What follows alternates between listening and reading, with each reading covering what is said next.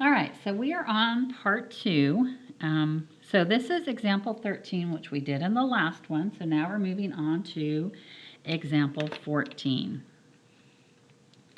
So for example 14, we are looking at log base 4 of x plus 54 minus log base 4 of x minus 9 is equal to 3. So that subtraction means it is division. So we got to condense this one. So we'll have log base 4 of x plus 54 over x minus 9 is equal to 3. So now that I have it condensed, I can do my exponential form. So 4 to the third equals x plus 54 over x minus 9.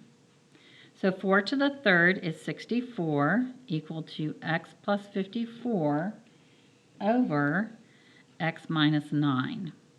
Well, now I need to solve for x, but I can't do that with it being in the denominator and the numerator, so I'm going to multiply both sides by that denominator of x minus 9. So I'm going to multiply both sides by x minus 9. Alrighty, so that gets us 64x minus 576 equal to the x plus 54, because the x minus 9 is canceled on that side. So now let's move our x's to one side. And I'm going to move them to the left because that way it stays positive. Minus 576 is equal to 54. We'll add 576 to both sides. And we get 63x is equal to 630. Divide both sides by 63, and x will be equal to 10. And you can go back again and check to see if you're getting the right answer. All right, let's go on to example 15. So for example 15,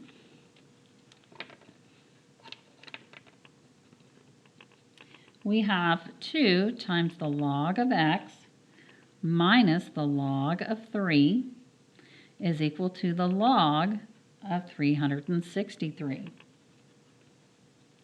So we're going to move our exponent up because we have to condense this and we've got to have it at a 1 in front in order to do that. So log of x squared minus the log of 3 is equal to the log of 363. So this is subtraction. That means it will become addition, and we'll have the log of x squared over 3 is equal to the log of 363.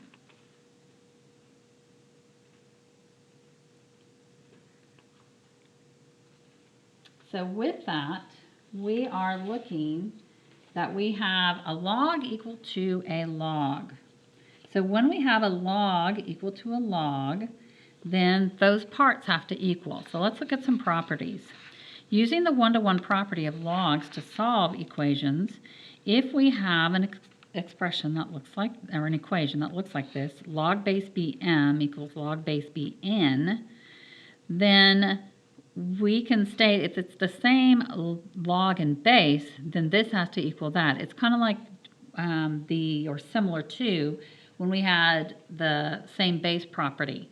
If we have something to this base equals something to that base, then or to this power, so b to the m equals b to the n, that tells us that we had to have the exponents are the same.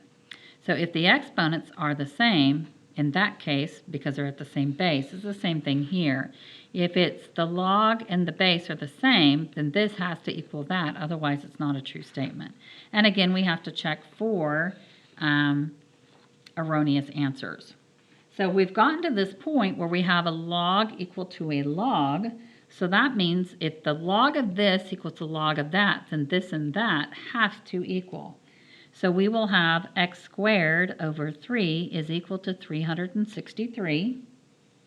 So to get the x by itself, I'm going to multiply both sides by 3. And that will get me x squared on this side. And 3 times 363 will get me 1089. So now I'll use my square root property, and I'll get x is equal to plus or minus. Now remember, anytime you introduce the radical into the equation or the problem, it's going to be a plus or minus. And the square root of 1089 is going to get us 33. So that means we have x is equal to positive 33 and x is equal to a negative 33. So if I have x is equal to 33 and x is equal to negative 33, I have to check and make sure I don't take the log of a negative number. Well, I only have one part of my equation that has an x. If I plug in 33, I'm okay. If I plug in negative 3, it does not work. So this won't work, but that one will. And again, you can check by plugging it into your equations and find whether or not it works. All right, let's go look at example 16. So for example 16, I have the ln of x minus 8 plus the ln of x plus 1 is equal to the ln of x minus 24. So this is addition. I need to condense and make it multiplication. So the ln of x minus 8 times x plus 1 is equal to the ln of x minus 24.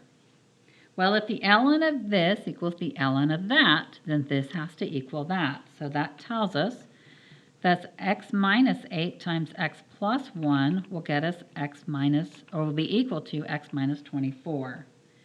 So I need to distribute this out. So I will get x squared plus x, remember you can just cover that part up, so x squared times x, and then negative 8 times x, and negative 8 times 1 will get us negative 8, is equal to x minus 24. Combining our like terms, we end up with x squared minus 7x minus 8 equals x minus 24. Now I need to move everything to one side. I want to keep my x squared positive. So I'll subtract x and add 24. So I'll end up with x squared minus 8x plus 16 is equal to 0. Factoring this, we're going to end up with x minus 4 times x minus 4 equal to 0. They're the same, so I only have to check one, and I end up with x minus 4 equal to 0 because I'd get the same equation. And that gets me x is equal to 4. So I didn't get a negative number, but I still need to check for erroneous answers. If I plug in 4, I get 4 minus 8, which is negative 4. Well, that's not going to work because then I'm taking the natural log of a negative number. It would work in this one. We'd have positive 5, but over here we'd also have negative 20. So 4 will not work. So this one will actually have no solution. So don't just assume that just because you got a positive that it will work and it'll be okay, because it will not. It will not work out.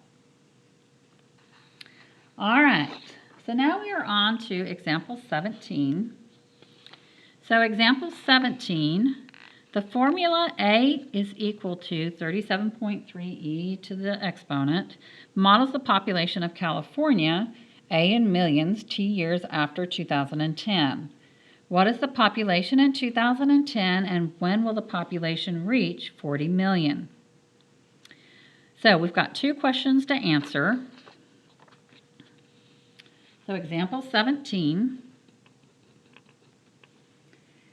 So for part A, I'm going to write the equations. We have A is equal to 37.3e to the 0.095 t. So that's our original equation. And they're asking what is the population in 2010. Well, we were told that this is after 2010. So if this is after 2010, but we're looking in 2010, well, that's the same year. So the years that have passed are 0. So t would be equal to 0. So we get A is equal to 37.3e to the 0.095 times 0. So we end up with A is equal to 37.3 e to the 0 power, where anything to the 0 power is equal to 1. So this would be times 1. So it's going to be 37.3 million. So that would be your answer on part A, 37.3 million, because it's in the same year. For part B, we are asked to figure out when will the population reach 40 million. Well, that's what our accumulated value would be 40. So 40 will equal 37.3 e to the 0.095 t. So I'm going to divide both sides by 37.3. And I have 40 divided by 37.3 is equal to the e raised to the 0.095t exponent. Now, don't divide these and make some long decimal, because if you round too early, you won't get the right answer. Now, because I have it at an e, I can go and take the ln of both sides. So I'm going to have the ln of 40 over 37.3 is equal to the ln of e to the 0.095t. We know from our natural log exponent rules that when we have the ln and e, they undo each other, and we just end up with the exponent. So the ln of 40 over 37.3 is equal to 0.095t. Oh, and I think I left off a 0. All right, let's go back up here for a second. Sorry about that. It's so easy to leave off these zeros. So there's my word of caution. Don't leave off your zeros. The actual exponent is 0.095t. So we need to put just a couple of zeros in here. So a 0 there, a 0 here, a 0 here, and a 0 there. Sorry about that. One of the things I always warn you about in class is to be careful about those zeros so you don't leave one off. Alrighty. It doesn't change any of the other math we did. So now what we want to do is get t by itself. So we're going to divide by 0.0095 on both sides. So now we have the ln of 40 over 37.3 divided by 0.0095 is equal to our t. So our t, when we do the calculations in our calculator, will get us about 7.4. If we're talking about years and you're using rounding rules, it would be about 7 years, because we're not going to round up. If it's 7 years, this is telling you how long. So how long will it take? So on your homework, they may ask how long and they may ask when. How long it takes is 7 years. The when, you have to take the year that we started in, which was 2010, and then add your 7, which will get you 2017. So how long is the number of years, and when is adding that number of years to the original year that you started with on the problem.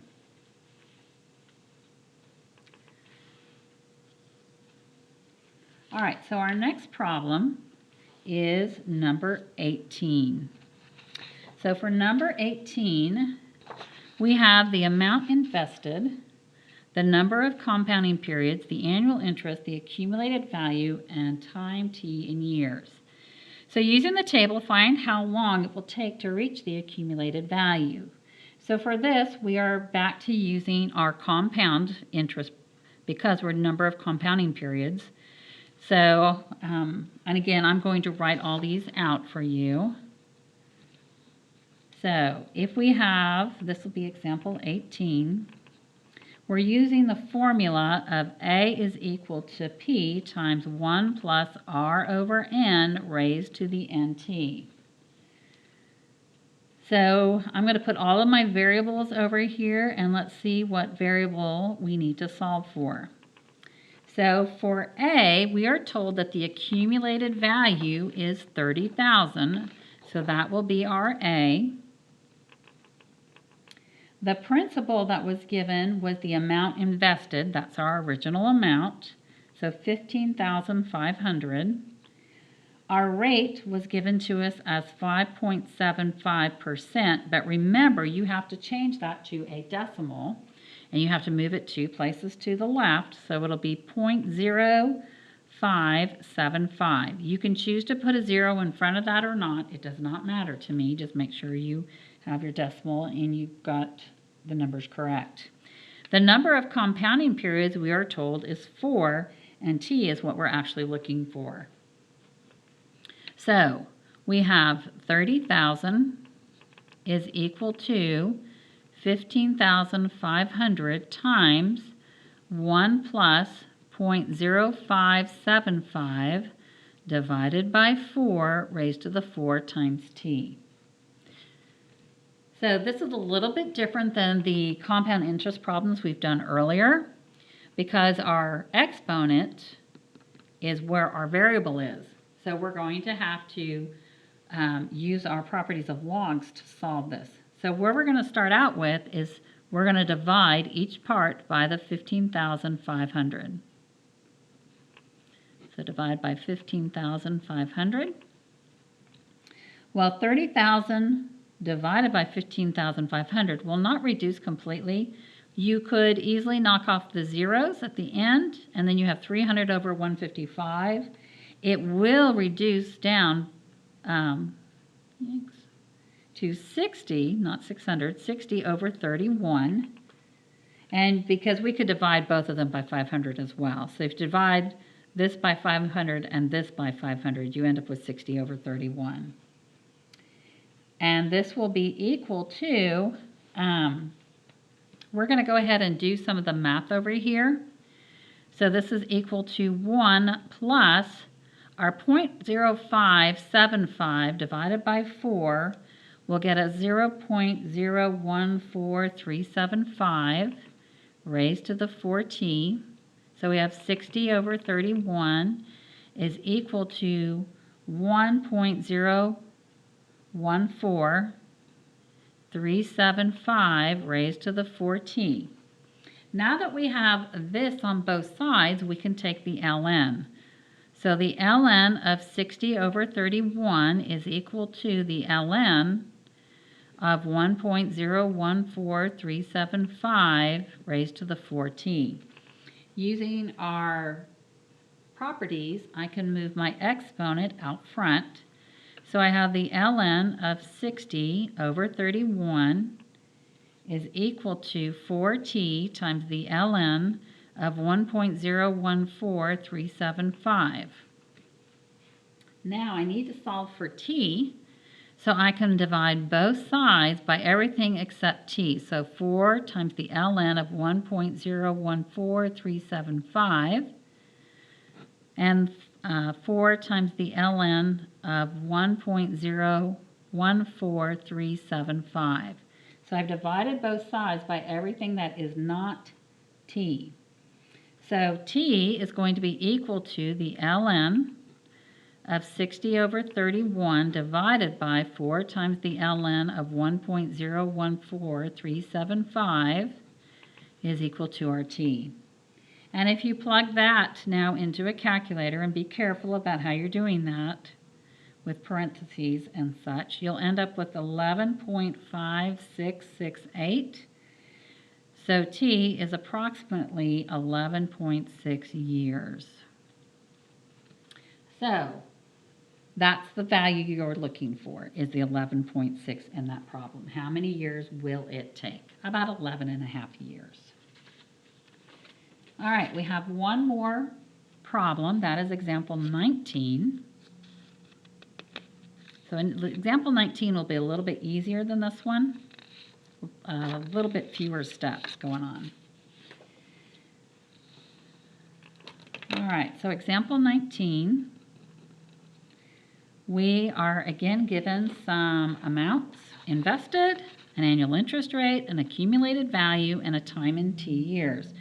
Our accumulated value is double the amount invested. Well, the amount invested is here, so we're going to multiply that by 2 to find the double of it. So, again, we're using our, this time we weren't given number of compounding periods. Because we don't have the number of compounding periods, we know we won't use the A equals P times 1 plus R over N to the NT. Instead, we're going to use the PERT formula. So A equals PE to the RT. So we have some variables here. So we have A, we have P, we have R, and we have T.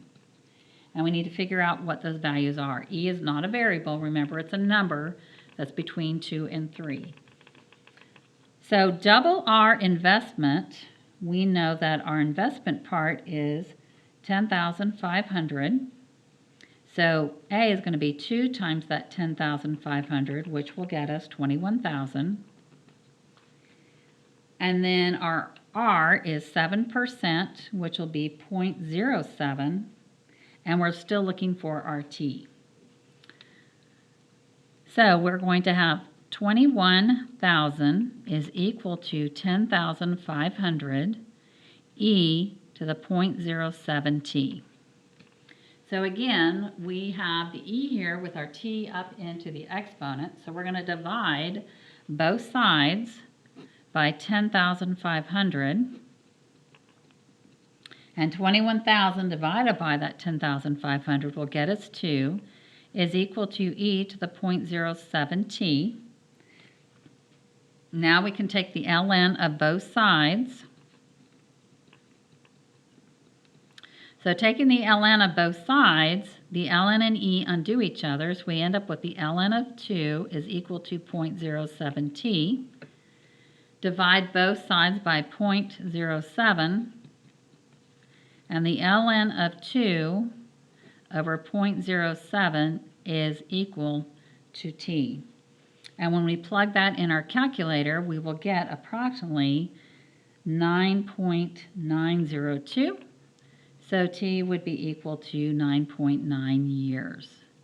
So a little bit less work on this problem than it was on the previous problem.